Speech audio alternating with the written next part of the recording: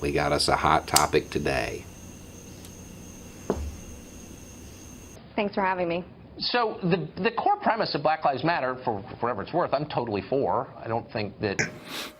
What's that? How is that not moral hazard? The plane was on fire and we had to land it. Rather than cities burning, from Michigan to Florida.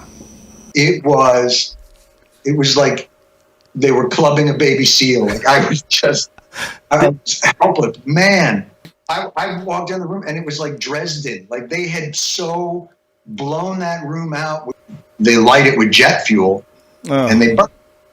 So now you got things out of context, and then it becomes the same problem that we have with Twitter and with everything else. You get these little sound bites, these little video clips, and you don't understand the full context of the conversation or what was actually said. That's a great point, Joe, because that's the hard part. It seems like the shift is big enough that something is going to happen in that regard. It doesn't get any more poignant than Mississippi. Like it's like being on the surface of Venus. Like it's off the charts with this thing. It doesn't feel good. We've evolved. That could literally save lives, and that knowledge is not secret. That knowledge is out there. It just seems like this shift is nothing like anything we've ever seen in our lifetime. It is hard to imagine a leader saying something more destructive and more reckless. For whatever it's worth, I'm totally for. I hope you get where I'm going with this. Here's the really interesting thing.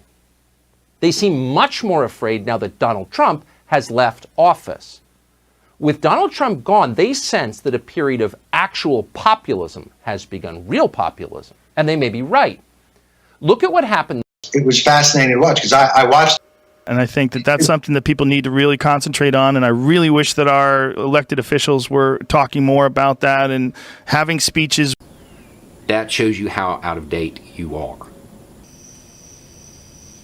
They care if you've got your wood glue.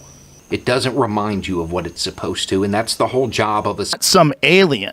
I'm a person who is weak, just like you. I was lazy, I got fat, and then I figured out how to train my mind. Tried to put kale in something, and everybody was like, "What the? I'm sorry, we're going back to tater tots. Fuck that." Nobody cares.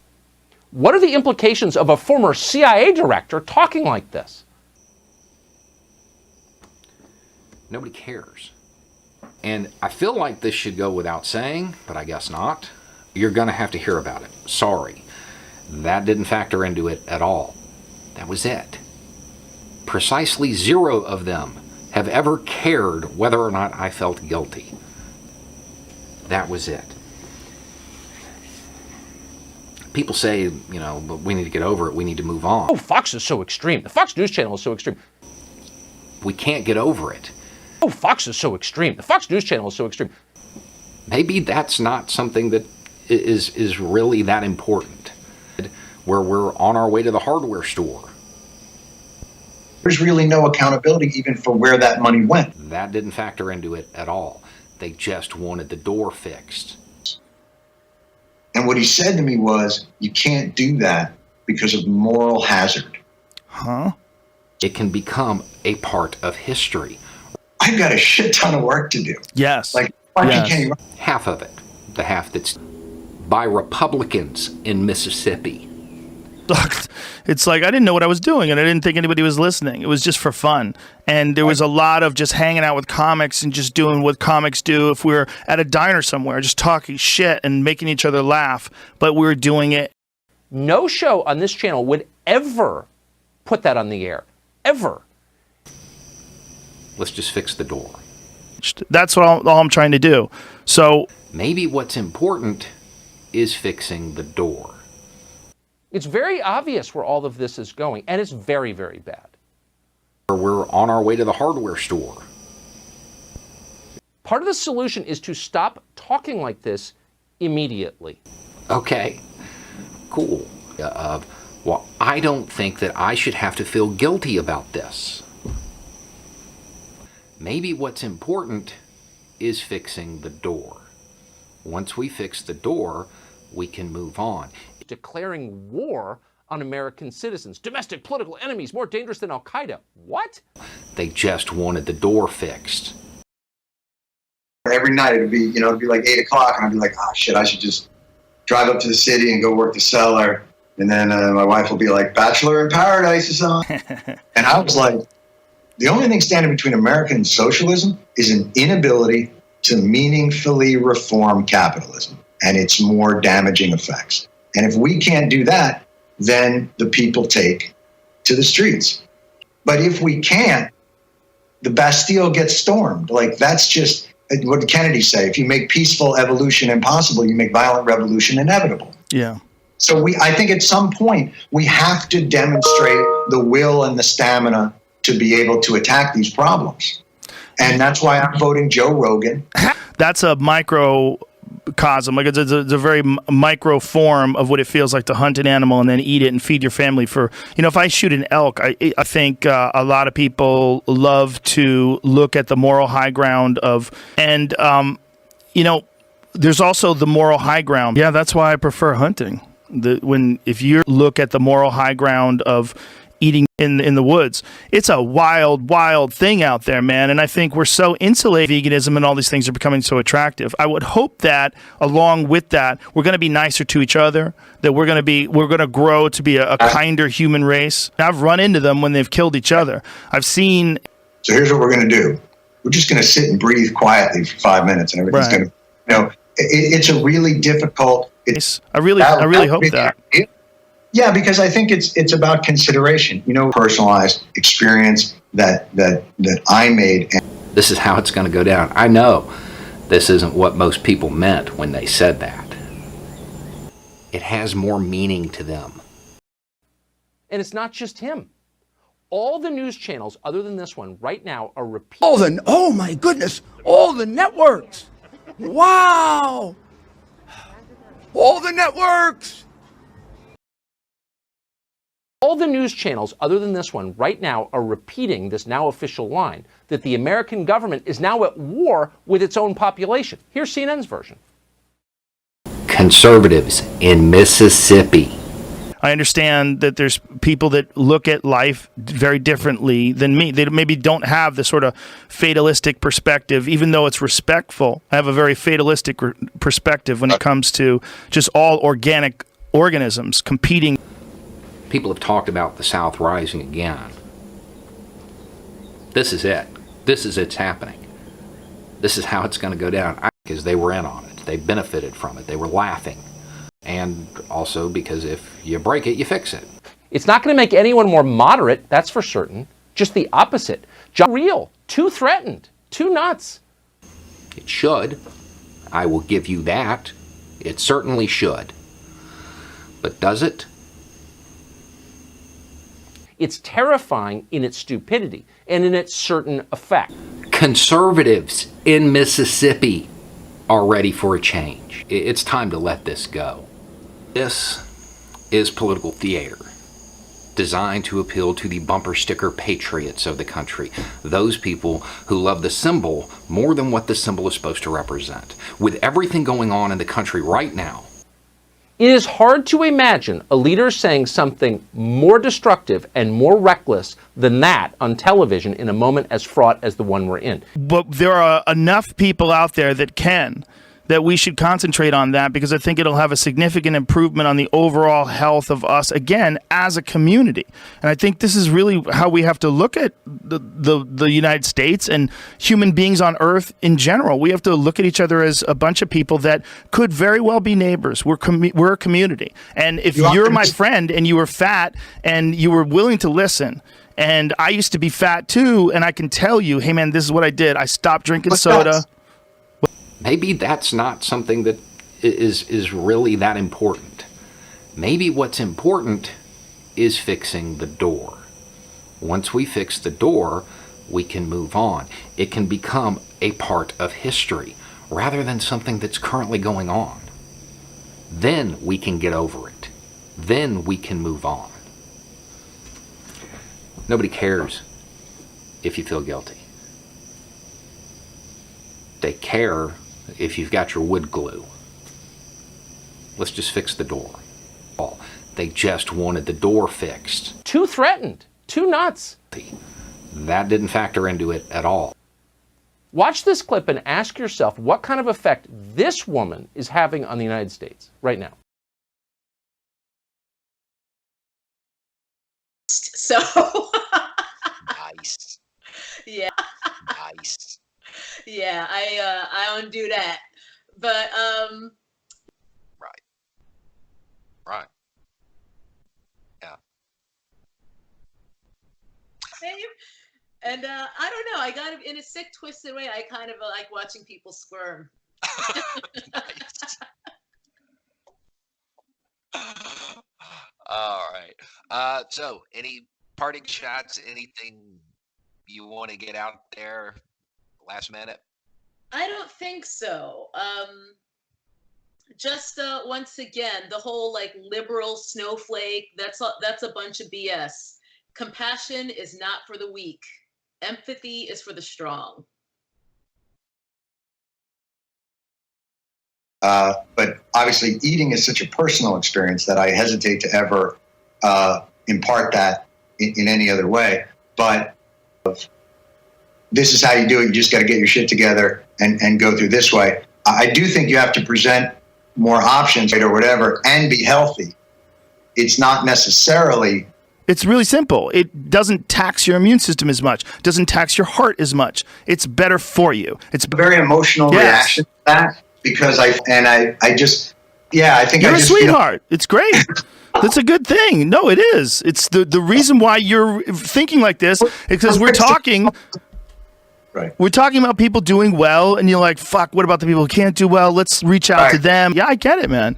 I get you're right. You're right. Look, and again, I think that's one of the reasons why these protests and just this whole explosion after George Floyd has been so transformative.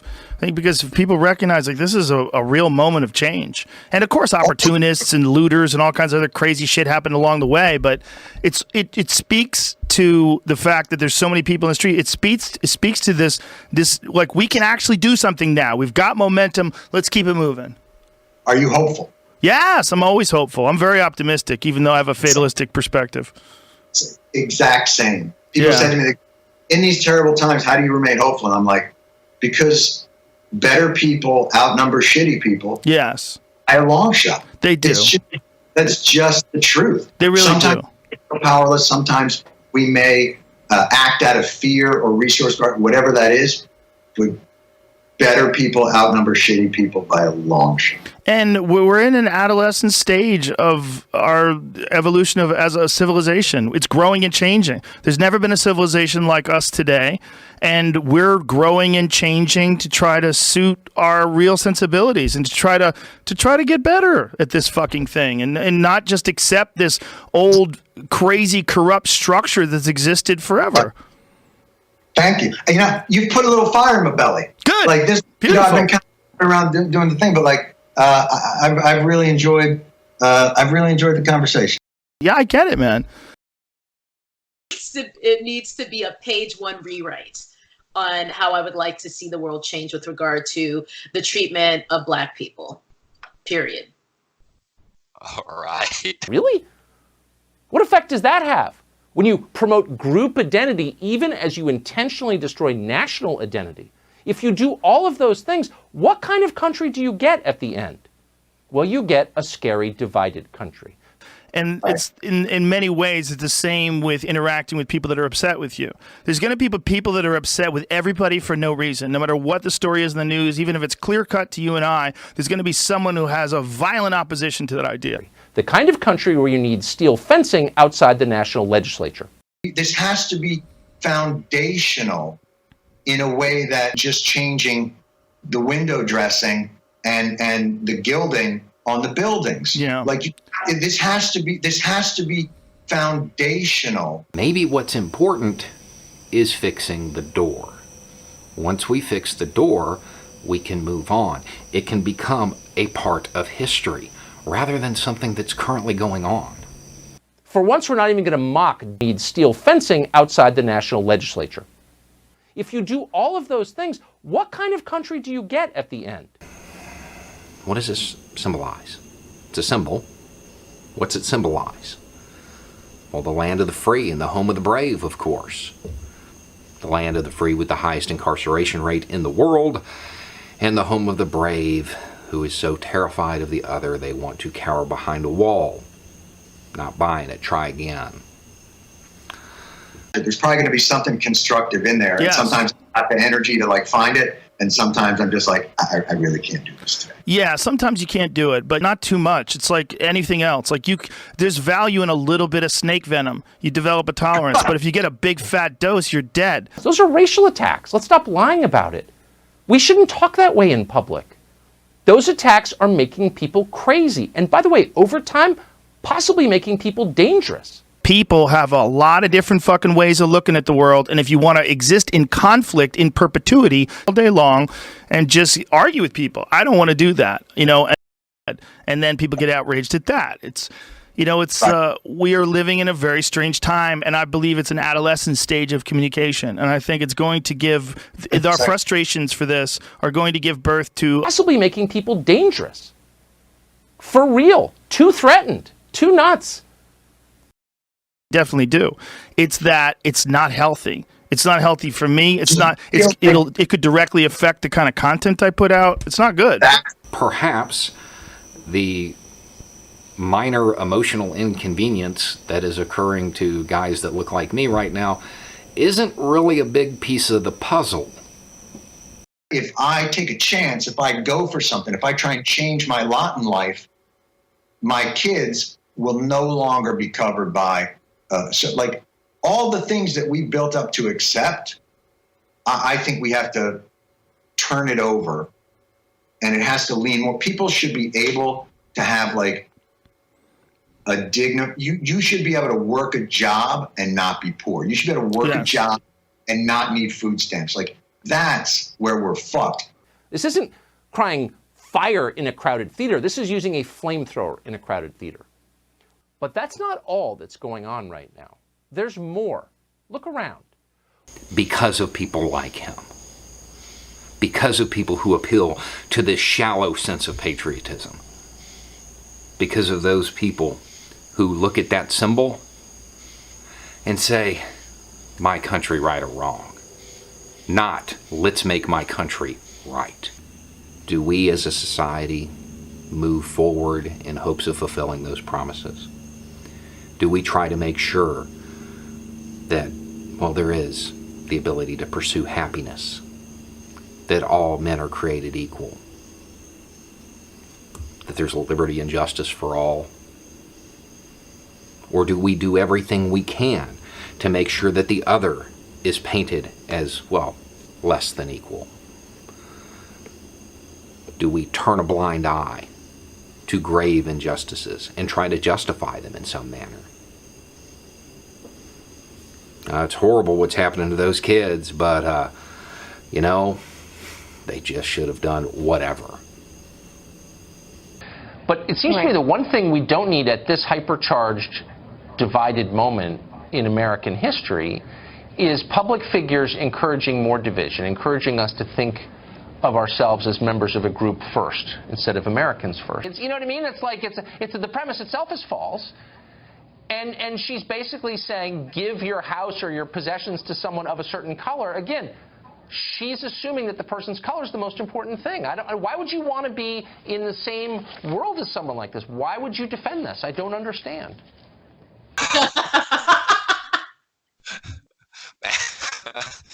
And that went way off. The flip side of that is what they'll say is that the problem with some of this is they don't trust the mechanism by which that money is going to be invested, right? Of course. Because they've been sold, to some extent, a little bit of a lie that this trickle-down theory. So every administration that comes in is going to stimulate the economy. They all do it. We don't have a free market. The Fed right now is driving so much money into stocks. You're talking about zero interest rates, negative interest rates. Right. They're driving everything away from bonds and savings so that the stock market, which for some reason we've come to look at like a pulse oximeter of the nation, which it's not. It's, you know, oh my God, we lost 300 Dows today. Like, we've come to look at it like it's our temperature. Yeah. And so everybody's going to stimulate the economy. So let's look at what Trump did. So $1.5 trillion tax cut, right? Overwhelmingly, though, it went to people who already have a shit ton of money. And then we cut the corporate tax rate from, I don't know, I think it was 35 down to 21, right? Supposedly, they were going to reinvest it, but they mostly did buybacks. So they're increasing their investor wealth through that as well. So you're talking about trillions of dollars of stimulus, right? That are just going to that same theory. Take those $1 trillion and let's invest. Let's stimulate the economy, but not from up there, from down here. Let's take that and fucking Marshall Plan our country and build it so that it's sturdy on the legs. You're a fighter, sturdy on the legs. If you're not sturdy on the legs, you got nothing. My idea is we should get Dick Cheney involved, and we should hire Halliburton to fix up the inner cities like it did all the places we bombed in Iraq. Give them some no-bid contracts, pour that money back into the community. I mean, I'm joking about Halliburton, but it is a business. Because he fixed the door. I hope you get where I'm going with this. Nobody cares if you feel guilty. That's not an actual part of this. I have worked with activists, BLM activists, Panthers, from Michigan to Florida. Precisely 0 of them have ever cared whether or not I felt guilty. That didn't factor into it at all. They just wanted the door fixed. That was it. I think reform, like Bernie was talking about and those other guys, that will save capitalism. That will save democracy by showing that we recognize that there is collateral damage to the systems that we use to gain wealth and to gain power. And if we can reform those systems meaningfully for the people who suffer most terribly under them, we save it.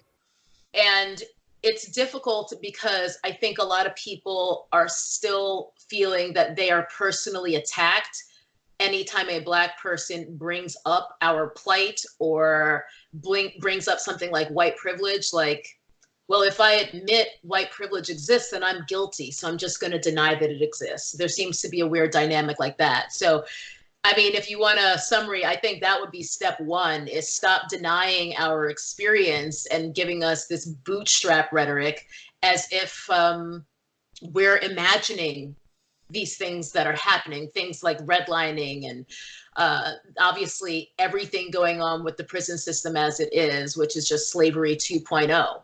We're not slaveholders. We're not. Why can't you get over it? Meanwhile, look what happened to white people.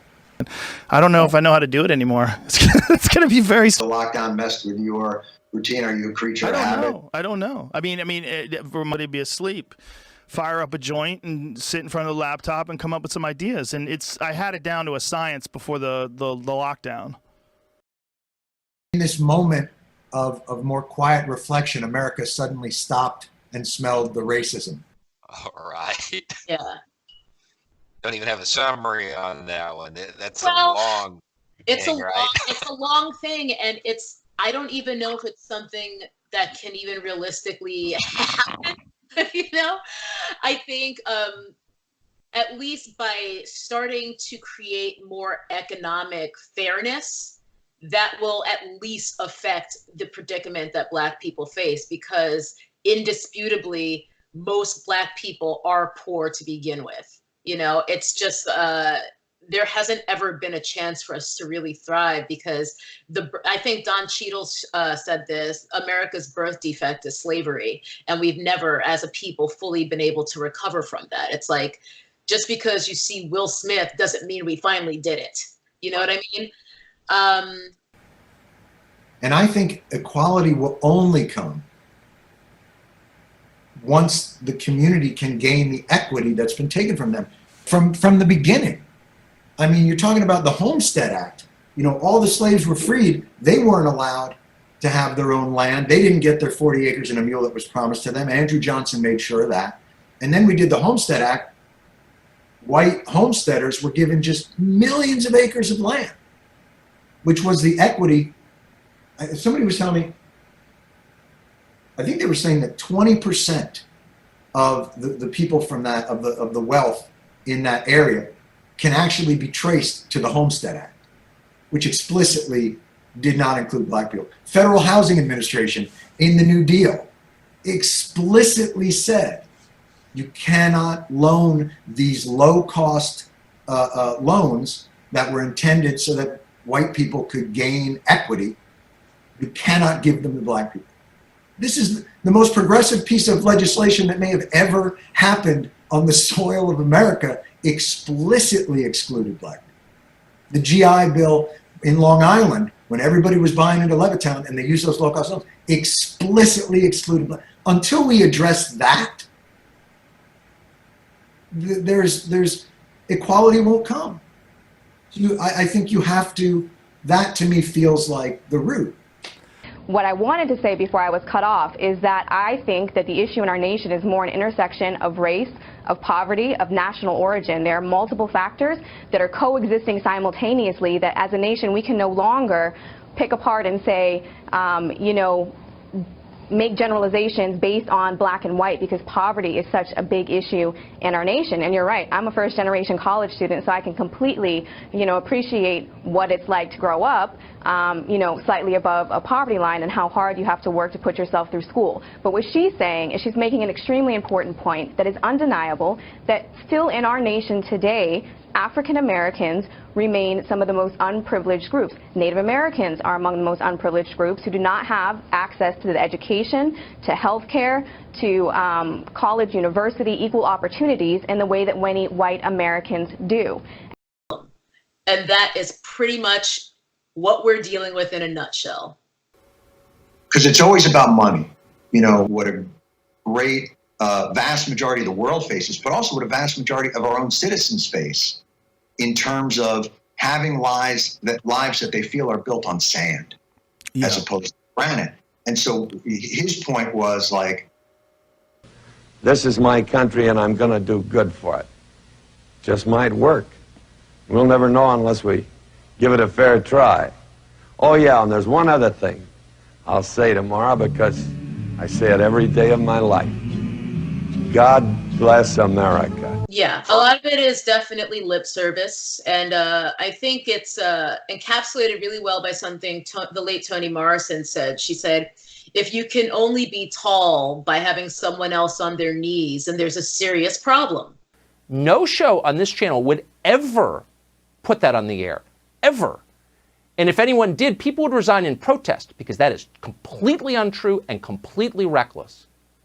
Very fatalistic all of a sudden. Well, that's true. In the end, we're all dying. That's how the story ends. We're all dead. So the story, what I don't want people to do is suffer. You will actually have a better experience on Earth, and it'll help you mitigate stress. It'll help you have better relationships. I don't do that. But no, I mean, just if you guys want to check out my YouTube channel, it's much appreciated. My channel is called Nappy Headed Jojoba, and that's NappyHeadedJojoba. Yeah, that's definitely one that it's one of those terms that you're gonna have to say that a lot, especially if you're talking to that's interviewing you, because they're not gonna say it. They're gonna be like, "I'm gonna make you say that." Oh yeah. It's so funny. I've had people be like, is it racist if I say your channel name?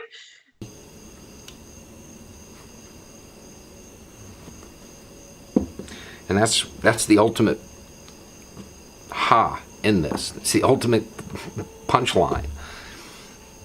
Those people who would burn the American flag, it has more meaning to them. It's such a important connection that you have to those people. You've got to do the work. It's got to be your best version. And if you're not doing that, and they know you're not doing that, they get angry at you.